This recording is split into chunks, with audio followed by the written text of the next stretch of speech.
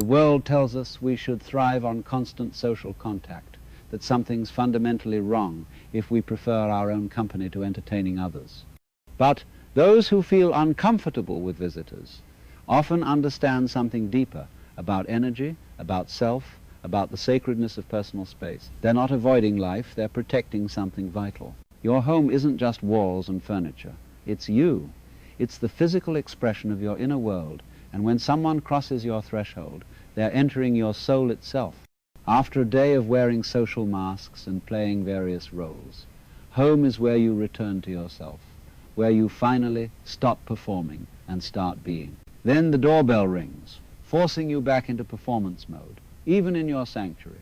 This discomfort runs deeper than just protecting your peace. It's about how you're fundamentally wired. Some people gain energy from external contact, they light up in crowds. Others work the opposite way. They recharge through solitude, through silence, through absence of external demands. The outside world doesn't fill them up, it drains them. Home is where they refill the well. You're not being difficult or antisocial, you're honoring how your particular instrument is tuned. Your resistance to visitors might also reveal something about your inner landscape. We all carry shadows, suppressed emotions, buried fears, hidden aspects of ourselves. When someone enters your space, there's a risk they'll disturb things you're not ready to confront. Your psyche protects its integrity. Imagine working on a delicate puzzle when someone bumps the table, scattering all your pieces. That's what visitors can feel like when you're doing deep self-understanding work. Your house symbolizes your soul. In dreams, houses represent yourself. When someone crosses your threshold, they're entering sacred territory, stepping into the temple of your being. If you take your inner life seriously, if you're trying to truly know yourself, visitors can feel like a violation, even when they're people you love. The real work of becoming yourself happens in privacy, in silence, when there's no one to perform for. The social mask we wear isn't false, but it's not the whole truth either. It's a necessary adaptation. But when we wear it too long, even in our own homes, we lose touch with who we really are underneath. Every time you welcome visitors when you don't want to, every time you smile and make conversation when you crave silence, every time you act friendly when your soul needs solitude, you abandon yourself. You choose social acceptability over your own truth. You've probably done this so long that you feel guilty for wanting to be alone. You think you should be more hospitable, more welcoming, more social. But who made that rule? Who decided the ideal human is always available and ready for company? Some of us are built for different work.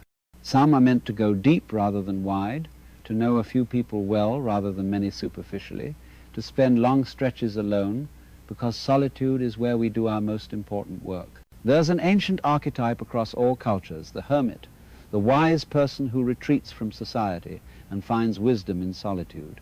This figure isn't a failure. That part of you resisting visitors isn't being difficult. It's answering an ancient call, following a path inward, listening to a voice saying, be still, be quiet, be alone. Because only in that stillness can you hear what your soul is telling you.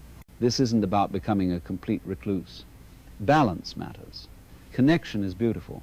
Relationships matter. But your need for solitude isn't a problem to fix.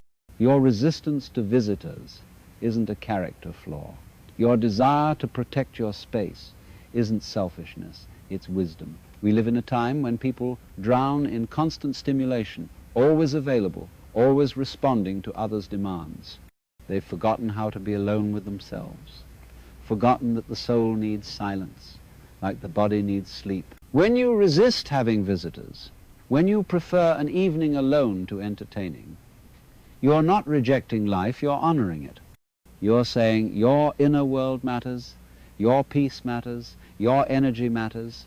You're refusing to sacrifice yourself on the altar of social expectations. This takes courage, because the world will call you wrong, difficult, antisocial. But deep down, you know the truth. When you're alone, you're more yourself than you ever are in company. Silence feels like coming home. Solitude isn't emptiness, but fullness. People who drain you with their visits aren't bad. They're simply living according to a different rhythm. Their instrument is tuned differently. Let them have their parties and constant companionship. But you have permission to choose differently, to say no, to protect your solitude like the treasure it is. The world doesn't just need social butterflies and extroverts. It needs hermits too, people who go deep, who think long thoughts, who sit with difficult questions, who aren't distracted by constant social noise. The world needs people who know how to be alone without being lonely, who find richness in silence. Your discomfort with visitors points you toward your true nature. It shows you're not meant to skim along the surface from one social interaction to the next. You're meant to dive deep.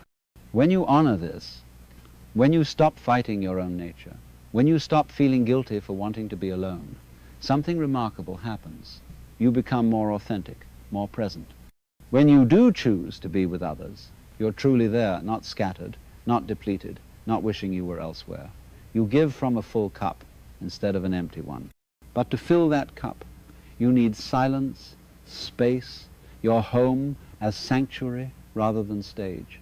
Next time someone wants to visit and you feel that resistance rising, don't judge it. Don't call yourself antisocial or difficult or broken. Listen to what it's telling you. It's saying you need to protect your inner world. Your energy is precious. Solitude is not selfish, but sacred. You're not obligated to open your door every time someone knocks. You're not required to be perpetually welcoming. You are allowed to keep your space for yourself, to say not today, not now, maybe not ever. Anyone who truly cares will understand and honor your boundaries. Your home is your temple. Your solitude is your practice. Your silence is your teacher. The part of you that doesn't want visitors isn't a problem, it's a guide, showing you the way home to yourself. Close the door if you need to. Sit in the quiet. Listen to your own breathing. Notice what arises when there's no one to perform for. This is where you find yourself, where you become whole, where the real work happens. And it can only happen alone. The world outside will always clamor for your attention, demanding your presence, wanting a piece of you. But the world inside the landscape of your own soul requires protection, requires boundaries, requires you to sometimes say no to the outside so you can say yes to the inside. This isn't escape or avoidance or fear. This is returning to the source, remembering who you are when you're not trying to be someone for someone else. This is the sacred work of becoming yourself. If that means fewer visitors, less entertaining, more evenings alone, so be it.